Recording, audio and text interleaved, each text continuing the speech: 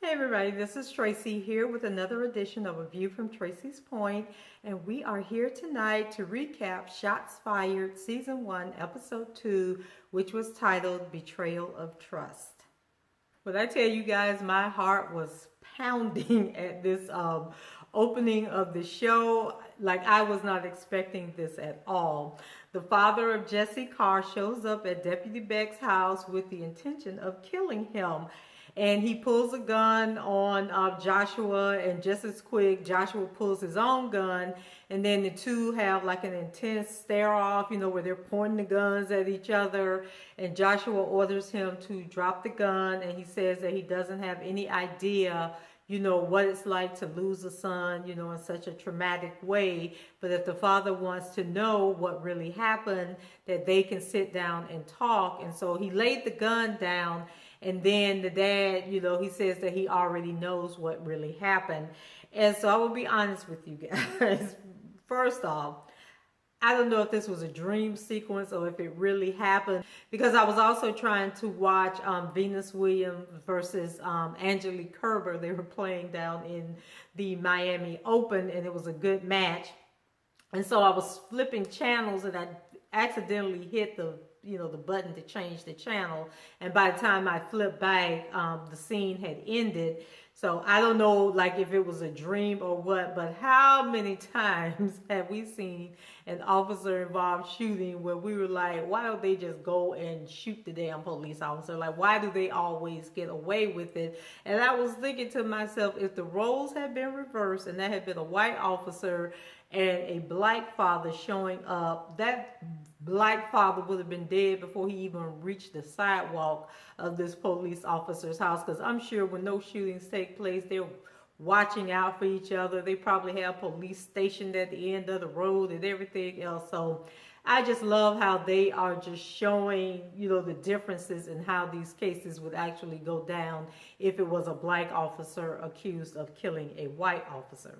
Ashe is upset, about Javier and the custody case. And so she's on the phone with someone, and I think it's her lawyer that she's talking to, but he's basically telling her that, Javier is moving forward with the case, and that, she needs to prepare herself, to be able to fight, and if she wants to get, custody of the daughter back. So Preston goes to the neighborhood looking for Corey. Remember, Corey was being chased on the last episode. But he comes across another guy who's spray painting a mural on the front of the house. And so he stops to talk to, he actually walked up to the guy thinking it was Corey. But then when the guy turned around, he realized that it was somebody else. And so the guy tells him that the mural is going to be of Joey Campbell, which is the black kid that was killed. And when he says this, Preston asks him, well, what does he think happened to Joey Campbell? And the guy, he walks off and gets on his bicycle and rides off. It's the day of Jesse Carr's funeral, and Deputy Beck is still in his uniform. So I don't know if he works the night shift and he was just getting home or what was going on. But anyway, it was breakfast time, and I think his kids were getting ready to go to school. And the daughter comes up to him and asks, why are there so many reporters outside, and why the news people are out there? And he, jokes with her and says because she's famous. So I guess the kids don't really know what's going on. And then the news coverage comes on, and they're covering the funeral. So I guess the funeral of Jesse was being televised, although we'll never see funerals we get little snippets of when black men are shot and killed of their funerals, but they were actually televising the Jesse Carr's funeral. And so they cut away from the people arriving at the funeral to show the video of Deputy Beck, where he was saying that he now has a license to kill crackers. And they're talking about, how is that going to impact the case? At the funeral, at the actual funeral, they're showing, the governor and her team arriving, and then we have Pastor Janae and others that are coming up and getting out of their cars, and then Preston and Ashe are in a car, and they're discussing the case, and Ashe is still more focused on, the cover up of Joey Campbell, and while Preston is focused on who leaked the video of Deputy Beck making that statement. So following the funeral, the governor's aide lets Preston know that the governor wants to speak to him in private. And when Ashe tries to follow him over to the SUV, the aide lets her know that it's only Preston that the governor wants to talk to. So Ashe, she catches the fact that the aide called him Preston and not Mr. Terry, and she points it out to her. So in the vehicle, the governor is looking for answers from Preston, as to why things aren't moving faster than they are. And so Preston lets her know that it's not that easy and that he's going to do a thorough job. And when, the evidence is there, then he will file charges in the case if need be. So she also invites Preston to come to a dinner that she's hosting at the governor's mansion, but he lets her know that his dad is in town, and the governor says, well, you can bring him also.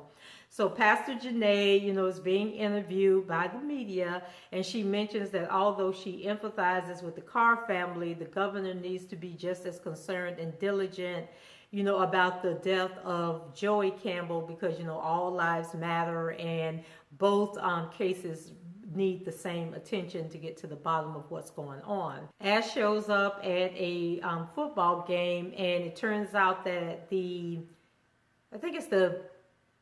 it the sheriff? I think it's the sheriff, but it's one of the higher ups in the sheriff's office, and he's actually the coach of this football team. And so she wants to confront him about coming to Shamika's home, because remember in the last episode, Shamika said that someone had came to her house and was searching her son's bedroom and then threatened to arrest her because they found marijuana in the room. And so he says that the mother of Joey Campbell knew that he was dealing drugs, and that when he went to the house, he was just going there to kind of scare her straight. At the station, Joshua Beck is confronted by one of his partners on the force, a guy named Deputy Uckland. And so he wants to talk about the video where, Joshua made the statement about the license to kill Crikers. And the two get into a scuffle, but there's another officer there whose last name is Brooks. And he comes between the two of them and pushes the Uckland guy away, and telling them that they're brothers and they shouldn't be fighting each other. Preston's dad arrives, and it turns out to be the Allstate guy. What's that guy's name? Dennis something. But anyway, the Allstate commercials is that guy. And so they're at the hotel, and, Preston is talking to him, and he seems to be happy to have the dad all to himself, but it doesn't last that long, because then Maceo shows up full of life, and he wants to take the dad to breakfast, and, the dad seems like he wants to be with Maceo more than he wants to be with Preston. So Preston says okay, and the dad leaves. So Sheriff Platt's daughter is in his office, and she's actually on the football team. And so he thinks that she's come to the office because she wanted to go to a party, and the mother told her that she couldn't go. And so now she wants him to talk to the mother and overrule her and let her go. But the real reason the daughter is there is because when they were on the football field, she overheard him telling one of the black players that if he didn't block for his daughter, that he was going to kill his black ass. And so she tells him that that was a racist statement and that he shouldn't have said it. But he says that it wasn't a racist statement, that, he was just trying to motivate the player. So then he turns around and tells the daughter that she can go to the party. And the girl's like shocked, that he had changed his mind. But then he says something to her. So, take your white ass on and have a good time, kind of like letting her know it was no big deal that he called the player, the other player, a black ass. So Ashe and Preston go to a club to find a guy named Junior, who's actually Joshua Beck's cousin, because the video of Beck that was leaked actually came from Junior's phone. And so Ashe, she roughened the guy up and threatens him, with bodily harm, that she was going to break his wrist or something. And so he reveals that although the video came from his phone, that the phone was confiscated like a year ago when he was arrested on a jaywalking charge, and that they never gave him the phone back. So outside, Preston confronts Ashe, for her tactics, but she lets him know that she didn't pull her gun and she didn't do anything legal, and that, she has to act the way that she does and be aggressive to get people to respond to her. But Preston is by the books and she tells her that she needs to chill out because it's his job that's on the line if something goes wrong. So at the station, they pulled the police report and learned that everything was deleted from Junior's phone. And so the arresting officer was the Brooks guy, who's actually Joshua's best friend and the one that separated him and the other guy when the guy confronted him about the video. And so when they go and talk to him, he tells Ashe that he didn't leak the video and that there were multiple people like the judges, the prosecutors, the defenders, other police officers that actually had access to that phone, so anybody could have deleted that information and gotten that video. So Preston attends the governor's dinner, but his dad isn't with him. And so he finds out later that the reason the dad didn't come is because he went to Maceo's baseball game, but then Maceo played really bad and he was feeling down and depressed, so the dad wanted to stay in comfort and coddle him and said that he would meet up with Preston later. But then the governor introduces Preston to these two white guys, and one of them was a judge and the other one was a doctor, and then there was a black guy with them, and the black guy was a reverend. And I just thought that was real interesting. But I'm going to move on from that. So it turns out that the party is actually a fundraiser for a private prison complex that will have a hospital, I think they said a high school and a college, and God knows what else. But basically, we're sending y'all black asses to jail, but we're going to make sure you get an education and that you have good jobs that we're not going to pay you good for, but they will be good jobs where you can get some training. And if you decide to fight each other and cut each other up, the hospital will be right there, and it'll be part of the prison complex, and that'll be even more money that we can get in our pockets. And I was just sitting there like, are y'all serious right now? And governor lady, like, and I was trying to think, was the guy who was doing the pitch, I think was her husband or her brother or something, but just too much. Oh, and then aside from this little presentation about the little prison complex, all of the people that was working at the party, the servers and everything, they had on like the black butler servant uniforms from like slavery days. And I'm just like, whew, Jesus, take the wheel, take the wheel. So while Preston was talking to his dad, and his dad, was all concerned about Maceo, I'm sure he was happy that the father didn't show up, because he probably would have been so embarrassed and humiliated if his dad had been there and witnessed that presentation firsthand. So Preston goes to see the governor's aide and shares, with her how he felt about the governor inviting him to the dinner. And he says that he felt like he was used and that she was just using him as a prop to say, hey, I got the black Department of Justice prosecutor at my party. So he obviously supports this prison complex privatization thing that's going on.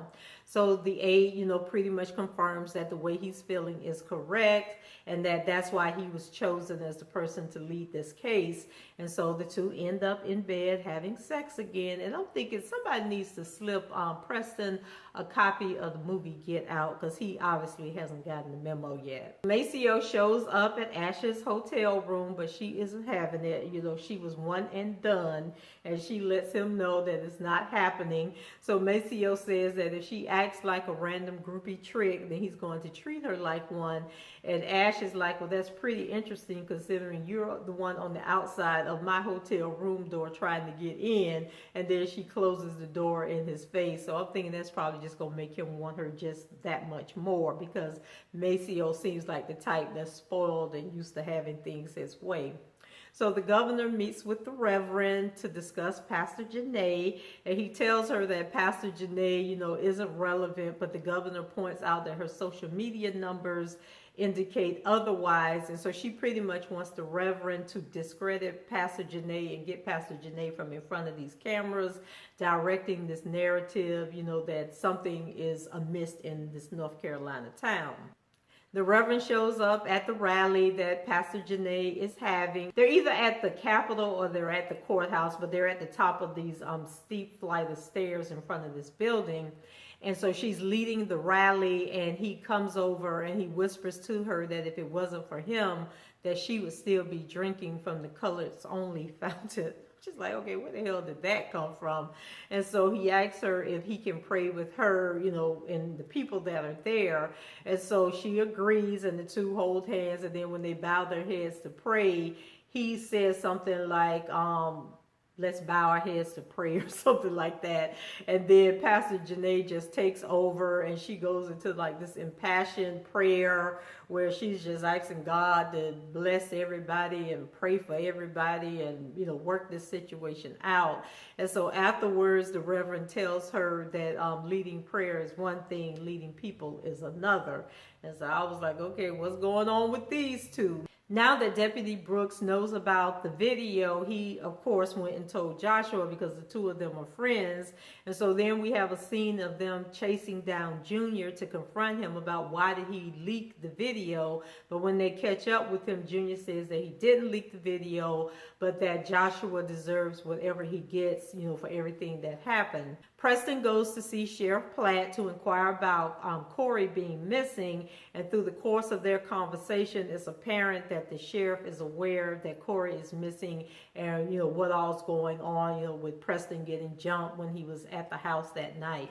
So Ashe goes to visit Shamika Campbell, who's Joey's mother, to ask about the witness who saw Joey get killed. And so she tells her about someone named Kiana who lives down the street, but she lets her know that Kiana upped and moved without notice and didn't tell anybody, which is really odd for somebody who's on public housing. Ashe calls again about Javier, and this time she learns that there's a court date regarding the altercation between her and Javier's girlfriend. And so the guy that she's talking to, he can't believe that Ashe didn't share with him what happened that night. And he tells her that, unless she can prove to the court that she's seeking help for her anger issues and she's taking the whole matter serious, that she should be prepared to lose the case and that Javier will probably be awarded full custody.